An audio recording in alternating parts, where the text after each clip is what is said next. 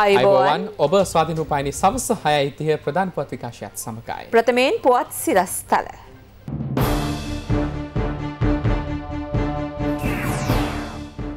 සමාජික රටවල් දේශපාලනිකව අස්ථාවර නොකරන්නයි ජනපති ජගත් සංවිධානයෙන් ඉල්ලයි.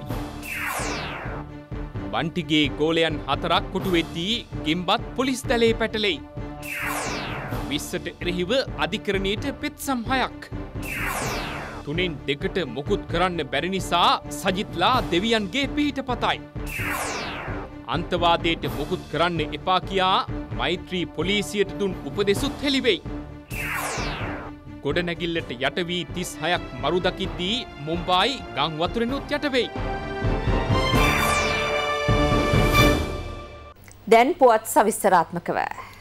සමානාත්මතාව විනිවිදභාවය තහවුරු කරමින් සමාජික රටවල් දේශපාලනිකව අස්ථාවර නොකර ලෝකයේ ඉදිරියට පැමිණෙන කුමන තත්වයකට වුවද වගකීම් සහිතව මුහුණ දීමට එක්සත් ජාතීන්ගේ සංවිධානය කටයුතු කළ යුතු බව ජනාධිපති ගෝඨාභය රාජපක්ෂ මැතිතුමා අවධාරණය කරනවා.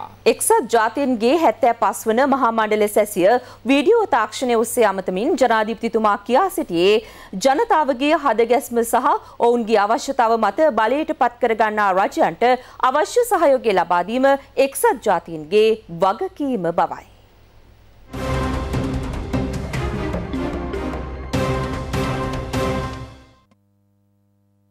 Sri Lanka is committed to follow a neutral foreign policy with no affections to any particular country or power bloc. As a strategically placed country in the Indian Ocean, it is our priority to ensure that the Indian Ocean is maintained as a zone of peace, where no country could gain advantage over any other. I wish to reiterate the importance of the United Nations Charter, which enshrines the protection of sovereignty, territorial integrity of states, and non-interference in their domestic affairs. We commend the efforts taken by the UN to respond to this challenge, including the COVID-19 Global Humanitarian Response Plan. Even the most powerful countries in the world were facing substantial challenges in the wake of COVID-19 pandemic. Sri Lanka was able to successfully face the challenge thanks to a well-coordinated, synchronized mechanism of preventive measures at the national level, assisted by robust local healthcare system. We managed to contain its spread. Sri Lanka's sustenance during this calamity was due to the series of inclusive, non-discriminatory and holistic measures taken by the government. These measures ensured the right to life of all Sri Lankans and all foreign nationals who were trapped during restrictions. Sri Lanka notes with deep concern that developing countries are facing an unprecedented economic and debt crisis due to the pandemic, and the need for debt relief and financial stimulus for such countries must be duly recognized. Our government is taking a bold and creative initiative to reduce poverty in the country. We are convinced that education is an important tool for emerging out of poverty. There is a need to enhance efforts to strengthen the prevention of drug abuse among children and youth. Sri Lanka have condemned all terrorist acts in the strongest possible terms. In spite of its elimination from the Sri Lankan soil, the international network of this terrorist outfit remains. It is the hope of my people that the world community will not seek to forget or rewrite the violent past of this terrorist organization and allow the propagation of the group's propaganda, which aimed at indoctrination and radicalization of another generation of youth. මහා පරිමාණයෙන් මත්ද්‍රව්‍ය ජාවාරමේ නිරත වූ බත්තරමුල්ලේ බන්ටි නැමැත්තාගේ සමීපතමින් 4 දෙනෙකු අත්අඩංගුවට ගැනුණා. මේ අතර මත්ද්‍රව්‍ය ජාවාරමේ නිරත වූ ගෙම්බා නැමැත්තා සහ අපරාධ කල්ලි සමාජිකයෙක් වන IT නැමැත්තාගේ සමීපතමෙකුද අත්අඩංගුවට ගෙන තිබෙනවා.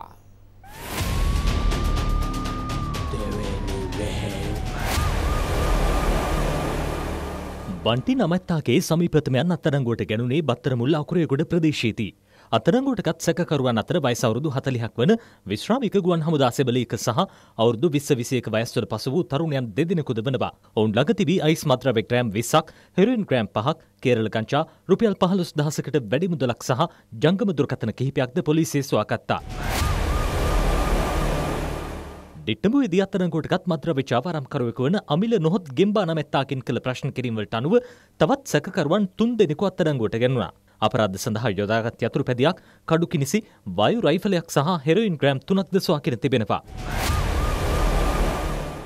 රක්ෂිත බන්ධනාකාරගතව සිටින සංවිධානාත්මක අපරාධකල්ලි සමාජිකයෙකු වන ඉහළ ගමකේ දර්ශන නොහොත් ID නමත්තාගේ සමීපතමෙකු වූ නිදේශ ප්‍රියංග හෙරොයින් සමග ගල්කිස්සේදී අත්අඩංගුවට ගැනුණා. මොහු ID නමත්තාගේ මූල්‍ය කටයුතු හා මත්ද්‍රව්‍ය බෙදා හරින්නා ලෙසයි කටයුතු කර තිබෙන්නේ.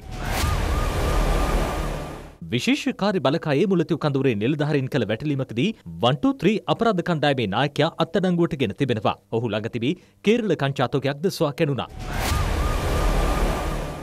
කුරුණෑගල තල්විට පොරොපොළ ප්‍රදේශයේ දුම්රිය මාර්ගය අසල තිබූ ජීව අත්බෝම්බාටක් පොලිසිය සොයාගත්තා. විශේෂ කාර්ය බලකාය මේවා නිෂ්ක්‍රිය කිරීමටයි කටයුතු කළේ. EC කෑෂ් ක්‍රමයට මත්ද්‍රව්‍ය අලෙවි කළ පුද්ගලයන් 4 දෙනෙකු හෙරොයින් මිලිග්‍රෑම් 4000ක් සමග මිහින්තලේදී අත්අඩංගුවට ගැනුණා. සීප්පු කුලම කරුවල ගස්හින්න ප්‍රදේශයේ කුලී නිවසක රැඳී සිටියේදී අත්අඩංගුවටගත් මොවුන් ළඟ තිබී ජංගම දුරකථන 4ක්, යතුරු පැදියක්, රුපියල් 60000කට ආසන්න මුදලක්ද පොලිස් බහරයට ගැනුණා. හෙරොයින් ග්‍රෑම් 230 මිලිග්‍රෑම් 450ක් ත්‍රිරෝධ රථයකින් ප්‍රවාහනය කරමින් සිටි පුද්ගලයෙකු කිරිබත්ගොඩ හුණුපිටිය ඉන්ධන පෙරම් හලාසලදී අත්අඩංගුවට ගැනුණා. ඒ හෙරොයින් සමග මීට පෙර අත්අඩංගුවටගත් සැකකරුවෙකුගෙන් කළ ප්‍රශ්න කිරීම් වලට අනුවයි. තලවතුගොඩ උතුවන්කන්ද ප්‍රදේශයේ පිහිටි නිවසක් මසකට රුපියල් 50000ක කුලී පදන මත ලබා ගනිමින් සිදු කළ කේරළ ගංජා ජාවාරමක් පොලිසිය වැටලීමට ලක් කළා. රුපියල් ලක්ෂ 8කට ආසන්න කේරළ ගංජා තොගයක් හා සැකකරුවෙකු මෙහිදී අත්අඩංගුවට ගැනුණා.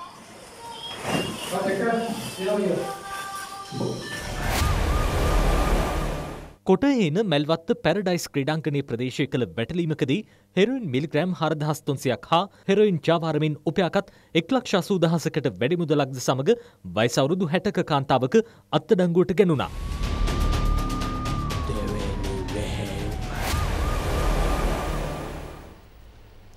විසිවන ආණ්ඩුක්‍රම ව්‍යවස්ථා සංශෝධන පනත් කෙටුම්පතට එරෙහිව ශ්‍රේෂ්ඨ අධිකරණයට පෙත්සම් 6ක් මේ වන විට ඉදිරිපත්ව තිබෙනවා. ඊයේ දිනේ එක් පෙත්සමක් සහ අද දිනේ පෙත්සම් 5ක් ගොනු කෙරුණා.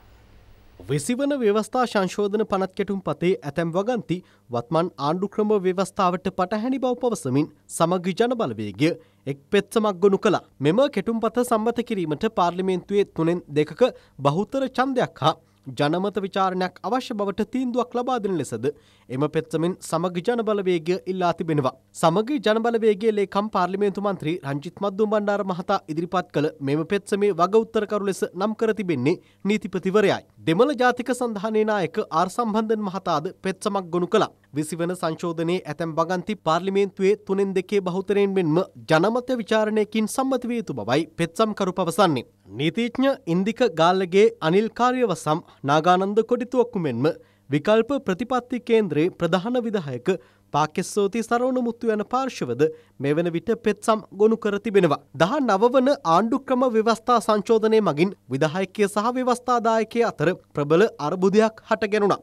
පාස්කු ප්‍රහාරයේ වැනි ජීවිත 100 ගණනක් අහිමි වුණේ එම බල අරගලය තුලින්. 19 වන සංශෝධනය ගෙනීමට වෙහෙසුණු පිරිස්ම 20 වන සංශෝධනයට එරෙහිව ශ්‍රේෂ්ඨ අධිකරණය වෙත පෙත්සම් ගොනු කිරීම තුලින්ද එහි අරමුණ පැහැදිලි වන බවයි දේශපාලන විචාරකයන් පවසන්නේ. විශේෂයෙන් විකල්ප ප්‍රතිපත්ති කේන්ද්‍රයේ පාකෙසෝති සරවණ මුත්තු වැනි රාජ්‍ය නොවන සංවිධාන ක්‍රියාකාරීන් පෙත්සම් ගොනු කිරීමෙන්ම මෙහි යටි අරමුණ පැහැදිලි වන බවද එම විචාරකින් පෙන්වා දෙනවා. මේ අතර පනත් ගැටුම්පතට එරෙහිව පෙත්සම් ගොනු කිරීම පිළිබඳ ජනතා විමුක්තිය පෙරමුණ දරුණේ මෙවන් අදහසක්. ඉතින් 18 වෙනි සංශෝධනය සම්බන්ධව අපි දන්නවා අධිකරණයේ දීපු තීන්දුවක් තිබෙනවා. 18 වෙනි සංශෝධනය පාර්ලිමේන්තුව 3/2 සම්මත කරගත්තා. නිසා දැන් අධිකරණයට ගිහිල්ලා ඇත්තටම විමසන්න තිබෙන කරුණු ප්‍රමාණය ඉතා අඩුයි. මොකද අධිකරණයට මේකේ හොඳ නරක කියන්න බෑ. අධිකරණයට එහෙම බලයක් දීලා නැහැ. මෙතන දේශපාලන වශයෙන් තමයි මේ ප්‍රශ්නේ අපි ගන්නෙ. අධිකරණයට විසඳන්න තියෙන තාක්ෂණික කරුණක්. තුනෙන් දෙකක බලයක් ඇති ආණ්ඩුව 20 වන සංශෝධනය සම්මත කර ගැනීමට එරෙහිව කළ හැක්කේ දෙවියන්ට කන්නලව් කිරීම පමණක් බව ජාතික ජනබලවේගයේ පාර්ලිමේන්තු මන්ත්‍රී තුෂාර ඉඳුනිල් මහතා පවසනවා. කොළඹ පැවති මාධ්‍ය හමුවකට එක්වමින් මේ මහතා මේ බව සඳහන් කළා. හදාල්ලන්න උඩ පැන්නහම තමයි තරුවක් හරි කඩාගෙන බිවට වැටෙන්න පුළුවන් වෙන්නේ. තුනෙන් දෙක බලයක් අරගෙන ඔවුන් විශ්ව සම්මත කරගැනීමේට අවශ්‍ය වෙන ජවය ඔවුන් ලබා ගත්තා. හැබැයි අපි ජනතාවට ඒ ගැන දොස් පවරන්නේ නැහැ. පුළුවන් හැම මාර්ගයකින්ම විශ්ව සම්මත වීම වළක්වන්න අපි සටන් කරනවා. දේවාල වලට බාර වෙනවා. ගම්බාර දෙවියන්ට බාර වෙනවා. කතරගම දෙවියන්ට බාර වෙනවා. විසු දෙවියන්ට බාර වෙනවා. ඔය කරන්න අතේ පිරිත් නූල් බඳිනවා. පෝල් ගහනවා. කරන්න පුළුවන් හැම දෙයක්ම අපි කරනවා. සමහරවිට ඔය හැම දෙයක්ම අපිට පිහිට වෙයි. එහෙම නැත්නම් එක දෙයක් හරි අපිට පිහිට වෙයි. රාජ්‍ය ගිණුම්කාරක සභාව හෙවත් කෝපා කමිටුවේ සභාපති ධුරයට පාර්ලිමේන්තු මන්ත්‍රී මහාචාර්ය තිස්ස විතාරණ මහතා තෝරාගෙන තිබෙනවා. රාජ්‍ය අමාත්‍ය ලසන්ත අලකිවන්න මහතා මහාචාර්ය තිස්ස විතාරණ මහතාගේ නම කමිටුවේ සභාපති ධුරය සඳහා යෝජනා කළ අතර අමාත්‍ය උදේ ගම්මන්පිල මහතා එය ස්ථිර කළා. රාජ්‍ය ගිණුම්කාරක සභාවේ සමාජිකින් වන්නේ උදේ ගම්මන්පිල දුමින්ද දිසානායක, දෑසිරි ජයසේකර, ලසන්ත අලකිවන්න, වෛද්‍ය සුදර්ශනී ප්‍රනාන්දුපුල්ලේ, ශිහාන් සේමසිංහ, ප්‍රසන්න රණවීර, තිස්ස අත්තනායක, නිරෝෂන් පෙරේරා, ෆයිසල් කාසිම්, අශෝක් අබේසිංහ, බුද්ධික පතිරණ, කේ කාදර් මස්තාන්, සිවඥානම් ශ්‍රීතරන්, වෛද්‍ය උපුල් ගලපත් BYG රත්නසේකර, වීරසුමන වීරසිංහ, මහාචාර්ය රංජිත් බණ්ඩාර, මොහමඩ් මුසම්මිල්, ආචාර්ය හරණි අමරසූරිය සහ හරින් ප්‍රනාන්දු යන මැති ඇමතිවරුනුයි. බොහොම සතුටුයි තිස්ස විතාරණ මැතිතුමා සභාපති ලෙසපත් වුණා. අද තීන්දුවක් ගත්තා මෙහි වැඩසටහන සජීව කරන්නත් ඒ වගේම ලසන්ත අලගිවන්න මැතිතුමා විශේෂ ඉල්ලීමක් කරා. රජයේ ආයතන නිලධාරි ගෙනන වඩා ඒ රජයේ ආයතන සියලු දෙනා සම්බන්ධ කරන වීඩියෝ තාක්ෂණයේ වීඩියෝ කොන්ෆරන්සිං වලින් සම්බන්ධ කරලා රජයේ විවිධ මඩුවලින් මම උඩ සතුටු වෙනවා. පොඩ බුද්ධිමත් සහ අවංක භාවයක් පරිඳ පෙනීම ගැන සවර්තවල සුපතන එතුමා මහාචාර්යවරයෙක් ලෙස තියෙන දැනුම් සම්භාරයත් රාජ්‍ය සේවයේ වසර 30ක පළපුරුද්දක් කියන කාරණා දෙකම රාජ්‍ය ගිණුම්කාරක සභාවේ කටයුතු සඳහා මහත් පිටිවහලක් වෙයි කියලා විපක්ෂයත් ඒ පිළිගනිමින් එතුමාව නිතරගෙන් පත් කිරීමට තීරණය කළා. ඒ නිසා මේක ආණ්ඩු පක්ෂයත් විපක්ෂයත් සාමූහිකව ගත තීරණයක් විදිහට තමයි මහාචාර්ය තිස්ස විතාරණ මැතිතුමන් රාජ්‍ය ගිණුම්කාරක සභාවේ සභාපති ධුරයට පත්වන්නේ. ඒ වගේම බුද්ධික පතිර මන්ත්‍රීතුමා යෝජනා කළා මෙය සජීවී විකාශනය කළ යුතුයි කියලා. ආණ්ඩුව පැත්තෙන් මම ඒක ස්ථිර කරා. ඒ අනුව සජීවී විකාශනයත් රාජ්‍ය ගිණුම්කාරක සභාවේ කටයුතු ආරම්භ වෙච්ච සිටම සජීවී විකාශනය සිදු කිරීමත් අපි බලාපොරොත්තු වෙනවා. මාධ්‍ය වලට ඇතුළට ඇවිල්ලා ප්‍රවාර්තා කරන්න අවස්ථාවක් තිබුණා. ඒ කටයුතු ඉදිරියටම අනිවාර්යෙන් ලැබෙනවා. ඔබට සංගවන්න කිසි දෙයක් අපිට නැහැ. අපි දැන් තීන්දුව කරලා තියෙනවා මේක අපි පුළුවන් තරම මහජනයාත් සම්බන්ධ කරගෙන විවෘතව ගෙනියන වැඩපිළිවෙලක් හැටියට තමයි ගෙනියන්නේ. පාර්ලිමේන්තුවේ වාචික පිළිතුරු අපේක්ෂා කරන ප්‍රශ්න බෙදී යාමේදී සම අවස්ථාවන් ලබා දෙන ලෙසට ආණ්ඩු පක්ෂයේ මන්ත්‍රී එම් මුසමිල් මහතා කළ යෝජනාවත් සමග පාර්ලිමේන්තුව අද උණුසුම් වුණා. මේ අතර කෝප් කමිටුවේ සජීව විකාශය සම්බන්ධයෙන්ද මෙහිදී සාකච්ඡා කෙරුණා. විපක්ෂයේ මන්ත්‍රීවරු 73 දෙනෙක් තමයි ඉන්නේ. ආණ්ඩු පක්ෂයේ මන්ත්‍රීවරු 82 දෙනෙක් ඉන්නවා කතානායකතුමනි. ආණ්ඩු පක්ෂයේ ඊයේ දිනේදී මන්ත්‍රීවරු 2 දෙනෙකුට පමණයි ප්‍රශ්න වලට අවස්ථාව සලසලා දීලා තියෙන්නේ න්‍යාය පත්‍රයේ. අද දිනේදී මන්ත්‍රීවරු 3 දෙනෙකුට පමණයි අවස්ථාව දීලා තියෙන්නේ. ගරු මන්ත්‍රීතුමා ප්‍රශ්න ඉදිරිපත් කරන පිළිවෙල අනුව තමයි න්‍යාය පත්‍රයට ඇතුල් වෙන්නේ. කතානායකතුමනි අපි ප්‍රශ්න ඉදිරිපත් කළා තියෙනවා. නෑ පොඩ්ඩක් කෑ ගහන්න නැතුව ඉන්නකෝ. මමත් මුලදිම ප්‍රශ්න බාර දුන්නා.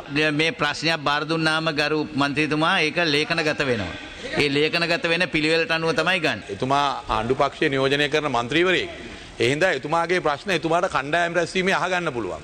අපිට විපක්ෂයත් එක්ක කණ්ඩායම් රැස්වීම නෑ. පාර්ලිමේන්තුවට තේරීපත් වුණ මන්ත්‍රීවරයෙකුට රටේ තියෙන ප්‍රශ්නයක් අහන්න අයිතියක් තියෙනවා. ඒ අයිතිය නැති කරන්න බෑ. ප්‍රශ්න ලියාපදිංචි වෙච්ච පිළිවෙලට අනුපිළිවෙලට කාටත් අවස්ථාව දෙනවා. නිලධාරීන්ට ඔබතුමාට මුලසනේට මා විශාල ගරුත්වයක් තියෙනවා දකින්න රටේ මිනිස්සු කැමති. ඒක දිගින් දිගටම පිරිහෙනවා. ඒ නිසා ඒ ගරු මන්ත්‍රීතුමා කියනවා වගේ ඒ සාධාරණීය ඔබතුමාගෙන් අපි බලාපොරොත්තු වෙනවා කරු කතානායක. කෝප් එකේ සභාපතිකම ආණ්ඩු පක්ෂයට ගත්තා වගේ එතුමා කියන පරිදි සමව ඒ කෝප් එකේ සභාපතිකම අද අපිට දෙන්න. එතකොට ප්‍රශ්නත් සමෝදාම් කෝප් කමිටුවේ මෙතෙක් ආපු සම්ප්‍රදාය තමයි ඒක මාධ්‍යයට විවෘත කරලා තියෙනවා. එතකොට දැන් ඒක මේ ඩිලේ එකකට යන්න වගේ එකක් නිකන් දැනෙනවා එහෙම එකක්. ඉතින් එහෙම කරන්න එපා. සාකච්ඡා කරා මම හිතුවා මේ සභාව නොමග යන්නවත් මේ රටේ ජනතාව නොමග යවන්නත් උත්සාහ කරන්න එපා කියලා මම ඔබතුමාගෙන් ගෞරවයෙන් ඉල්ලා සිටිනවා. කෝප් කමිටුවේ සභාපතිතුමාට සාකච්ඡාතුමා අලුතෙන් පත් වුණු මන්ත්‍රීතුමෙක් තුමා සාකච්ඡා කරලා ඒ සමාජිකයන් දන්වන්න කියලා කිව්වා. මේක පහුගිය වකවානුවේ විපක්ෂයට කියලා සුනිල් හඳුනගත්ත මන්තුමා ආණ්ඩුවේ හිටියේ. ඔක්කොම එකට පසුගිය ආණ්ඩුවේ සභානායකරීට මම යෝජනාවක් ගෙනාවා කෝපා මාධ්‍යයට විවෘත කරන්න කියලා. ඒක පාර්ලිමේන්තුවේ ගණමතු උඩ. මේ තීන්දුව අපිත් ගත්තේ බිස්නස් කමිටිය ඔබතුමා වාඩිලා හිටපු මේක තමයි අපි මේක සලකා බලන්න තීන්දුව කෙරුවේ. ඒක ඔබතුමාට අමතක වෙලා. ඊළඟට අපි මරික්කාර් මන්ත්‍රීතුමා ගරු කතානායකතුමා කිව්වා 2015 ඉඳලා මේ තීන්දුව අරගෙන කටයුතු කරනවා. දැන් ඊළඟට බලන්නේ 2015 පස්සේ ටයිකෝට් කාර්යය කරපු හොරකම් ගැන කියලා. ඒක එතුමන්ලයි පක්ෂ දින ප්‍රශ්නයක්. අපි දැක්කා 2015 ඉඳලා සජීව මාධ්‍යයට දීලා මේක පාවිච්චි කරුවේ හිටපු ජනාධිපතිතුමාටයි හිටපු ඇමතිතුන්ටයි පහර දෙන්න. ඒ විතරක් නෙමෙයි නිලධාරීන් ගෙනල්ලා තමන්ගේ බලය පාවිච්චි කරලා තමන්ගේ දේශපාලන න්‍යාය සහ දේශපාලන ඉලක්ක වලට පාවිච්චි කරන්න තමයි ඒක පාවිච්චි කරන්නේ. හැබැයි සදාචාරයක් තියෙන්න ඕනේ.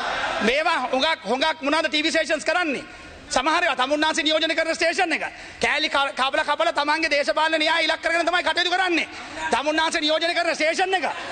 අපි ඒ නිසා අපි කියනවා පැහැදිලිව මේ රටේ රාජ්‍ය නිලධාරීන් සහ විවිධ තනතුරු වල හිටපු අයගේ ආත්ම ගෞරවය රැකෙන විදිහට තමයි අපි මේ තීන්දුව අරන් දෙන්නේ. තීන්දුව ගන්න ඕනේ ආණ්ඩු පක්ෂයේ සංවිධායක නෙමෙයි. තීන්දුව ගන්න ඕනේ කෝප් කමිටුවේ සභාපතිතුමා. මේ බලපෑමක් කරන්නේ. මේක පක්ෂ නායක රැස්වීමේදී සාකච්ඡා කරලා අපි ආව තීන්දුවක්. මේ නලින් බණ්ඩාර මහත්තයා ඒකේ නෑ. ඒකයි තුමා දන්නේ නැත්තේ. එතුමා ටිකක් කල් යනවා ඔකට එන්න ආපහු.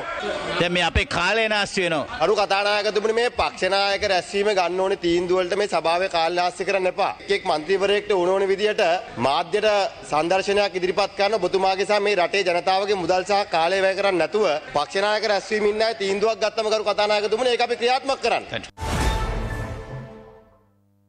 හරිත වර්ණයෙන් බබලන රටක් නිරෝගිමත් ජාතියක් අපට සැබෑම සම්පතක්. එවැනි දැක්මක් ඇතිව මෙරට ජනතාව වෙනුවෙන් තිලින කෙරෙනු තවත් වටිනා ව්‍යාපෘතියක තොරතුරු හදපු රට විශේෂාංගයේ.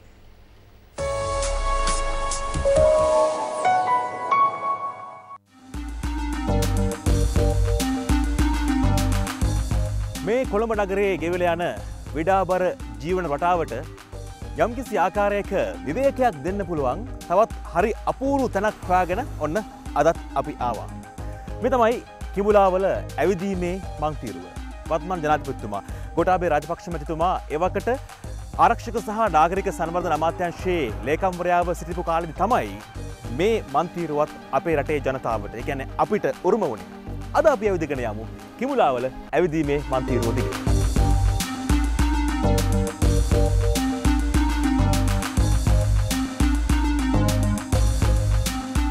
පුරන් වූ දේශයට හරිත සලු පළඳවන ගිලන් වූ ජාතියට ආරෝග්‍ය පුද කරන අරමුණෙන් තමයි 2013 අවුරුද්දේ ජූලි මාසයේ 5 වෙනිදා මේ ඇවිදීමේ මන්තීරුව ජනතාවට පරිත්‍යාග කළේ.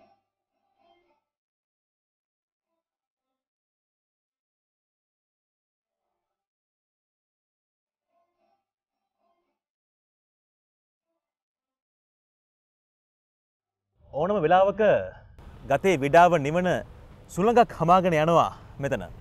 ඒ වගේම ඉස්සරහා තියෙන්නේ අපූරු වෙල්යායක්. ඒ විතරක් නෙමෙයි මේ කුමුක්ගස් හෙවන ගිනි ගහන මත්දහනේ වුණත් අපිට සිසිලස දෙනවා. ඉතින් කොළඹ නගරයේ මේ වගේ ගමේ ලක්ෂණ දකින්න එකත් මම හිතන්නේ එක්තරා දුරකට අපේ වාසනාවක්.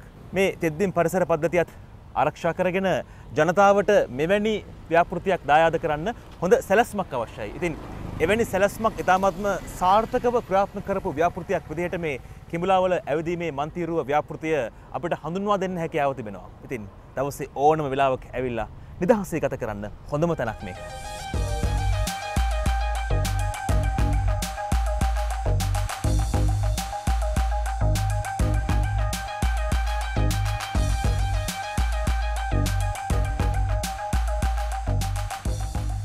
කිලෝමීටර 4කට ආසන්න දුර ප්‍රමාණයක් තියෙනවා මේ ඇවිදීමේ මන්තීරුවේ. ඉතින් ඕනම කෙනෙක්ට ඇවිල්ලා නිදහසේ ඇවිදින්න පහසුකම් තියෙනවා. ඉස්සර අපි හූල්ලනවා පිටරට දේවල් බල අනේ අපේ රටෙත් මේ වගේ දේවල් තිබ්බනම් හොඳයි නේද කියලා.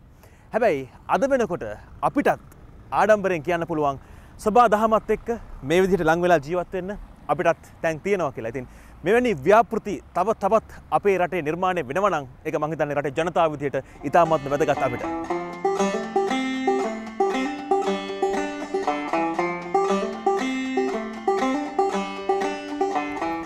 කාර්යාලවලම හිර වෙලා ඉන්න අයට මේ ස්ථානෙට આવොත් මෙන්න මේ විදිහට ව්‍යායාම කරන්න පුළුවන් අපූර්ව උපකරණ කීපයකොත් මේ ස්ථානයේ සවි කරලා තියෙනවා. ඉතින් උදේ කාලේ වගේම සවස් කාලයේත් මේ වෙයි ප්‍රතිලාභ භුක්ති විඳින කට්ටිය අපිට දකින්න පුළුවන්.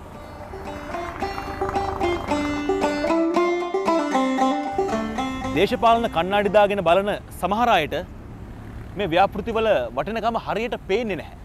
හැබැයි ඒ කණ්ණාඩි පැත්තකින් තියලා හරියට බැලුවොත් මේ වගේ ව්‍යාපෘති අපේ රටට කොයිතරම් සම්පතක්ද කියලා ඒ අයට හරියටම අවබෝධ වෙනවා.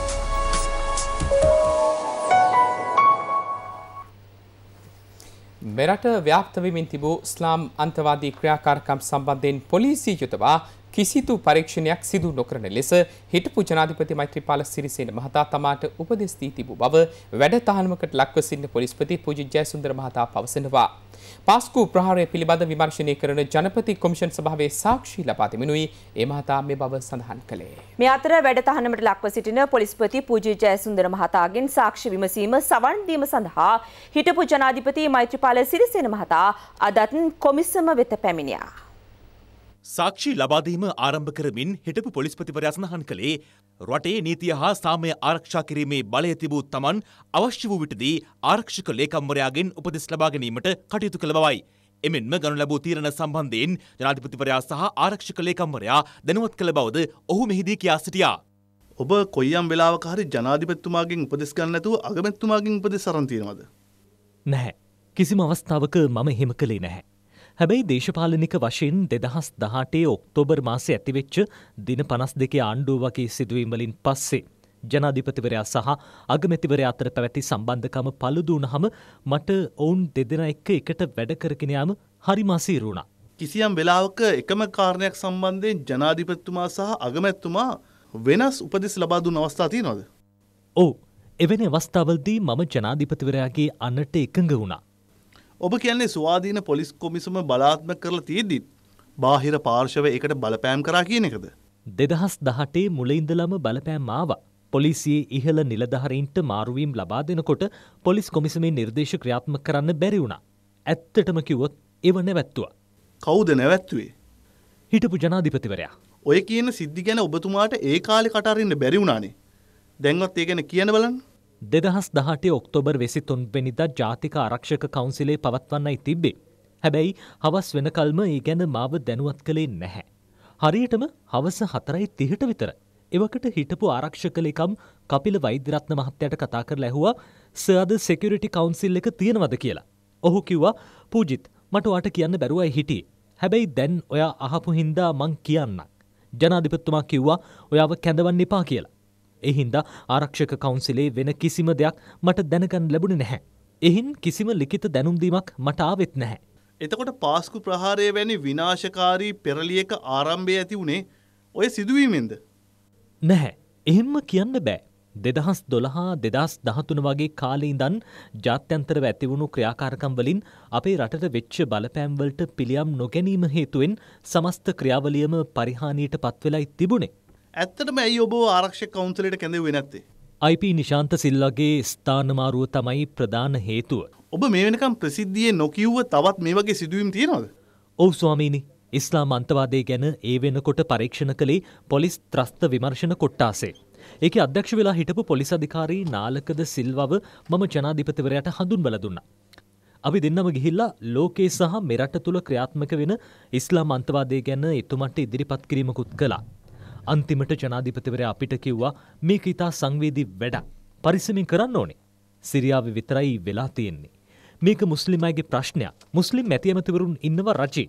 එයාලගෙන් රජයට බලපෑමක් වෙන්නත් පුළුවන්. පස්සේ දවසක ආරක්ෂක කවුන්සිලේ රැස් වුණා. හැබැයි ඒකෙදි ඉස්ලාම් අන්තවාදය ගැන විශේෂ සැලකිල්ලක් දැක්වුවේ නැහැ. අන්තිමට ජනාධිපතිවරයා කිව්වා මේ ගැන පොලිසියෙන් විවෘත පරීක්ෂණ කරන්න. රාජ්‍ය බුද්ධි සේවයේ නිලන්ත මේ ගැන මොනිටර් කරපුවාම ඇති. නිලන්ත ඒක කරයි. මේ අතර හිටපු පොලිස්පති පෝජි ජයසුන්දර මහතාගේ සාක්ෂි විමසීමට සවන් දීම සඳහා හිටපු ජනාධිපති මෛත්‍රීපාල සිරිසේන මහතා අද පස්වරුවේත් ජනාධිපති කොමිසම වෙත පැමිණියා. පැය භාගයක පමණ කාලයක් සාක්ෂි විමසීමට සවන් දුන් හිටපු ජනාධිපති මෛත්‍රීපාල සිරිසේන මහතා පසුව කොමිසමෙන් පිටත්ව ගියා.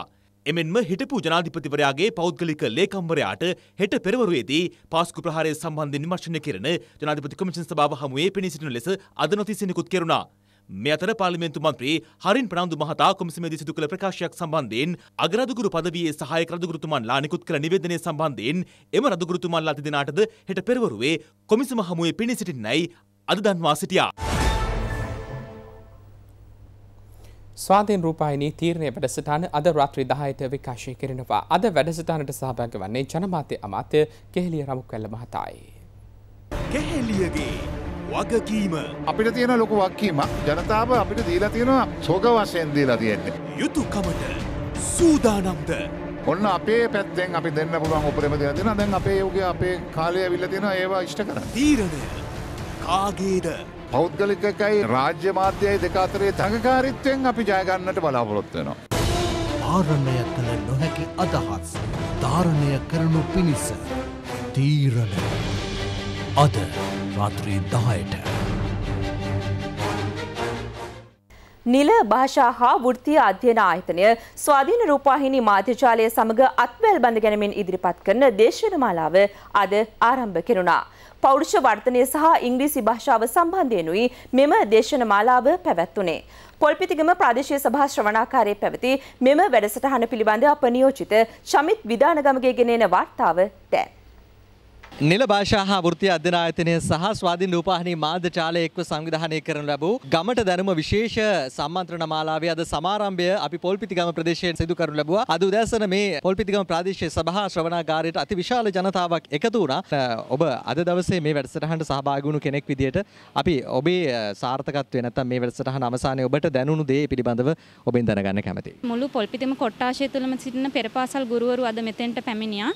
මේ අද කතා කරපු මේ වැදගත් පණිවිඩය ගම්වල හැල හැපීම් තියෙන පවුල් වලට ඉතාමත් වැදගත් දේශනයක් කියලා මම කියනවා. එම පොල්පිටිගම ප්‍රාදේශ සභා බල ප්‍රදේශය කියන්නේ අති දුෂ්කර බල ප්‍රදේශයක්. එම බල ප්‍රදේශයේ තියෙන ග්‍රාමීය ගැටලු ඉතාමත් වැඩි. එම ගැටලු හඳුනාගෙන උන්ගේ පෞරුෂ සංවර්ධනය කිරීම සඳහා කරපු මෙහෙවර ඉතාමත් වටිනවා. සාකච්ඡාවකට සීමා නොවුණු ශාලාවකට සීමා නොවුණු ආකල්පමය වර්ධනය කිරීමක් දැනුම ලබා දීමක් මේ ඔස්සේ සිදුනා කියන කාරණාව අපි සිහිපත් කළ යුතුයි. ඉතින් අපි අද දවසේදී පොල්පිටිගම ප්‍රදේශයේ ජනතාවට මේ දැනුම ආකල්ප වර්ධනය ලබා දුන්නා වගේම ඉදිරියේදී තවත් ප්‍රදේශයකට මේ ඔස්සේ යමින් විශේෂයෙන්ම නිල භාෂා හා වෘත්තීය අධ්‍යයන ආයතනය සමගින් අත්වැල් බැඳගෙනමින් මේ වැඩසටහන ඉදිරියේදීත් ක්‍රියාත්මක කිරීමට අපි බලාපොරොත්තු වෙනවා. ඒ සෑම අවස්ථාවකදීම අපි ස්වාධීන රූපවාහිනී මාධ්‍ය ජාලය Tamanගේ මාධ්‍ය මෙහෙවර සෑම අවස්ථාවකදීම ලබා දෙමින් මේ රටේ ජනතාවට යහපත් දේ තිලන කරන්නට කටයුතු කරනවා කියන කාරණාව අපි සිහිපත් කරමින් සමුගන්නවා පොල්පිටිගම ප්‍රදේශයේ සිට පොල්පිටිගම ප්‍රාදේශීය සභා ශ්‍රවණාගාර සංකීර්ණයේ සිට. මේ ලෝකේ බොහෝ දෙනා නිතරම හිතන්නේ Taman ගැන විතරයි. අනුන් ගැන හිතන සමාජයක් අපිට දකින්නට පුළුවන්. හැබැයි එවන් සමාජයක අනුන් ගැන හිතන මිනිස්සු ඕනෑතරම් ඉන්නවා. එවන් වූ හදවතට කඳුළු උනන මිනිස්සුන් සොයා යන අනුන් ගැන හිතමු විශේෂාංගය දැන්.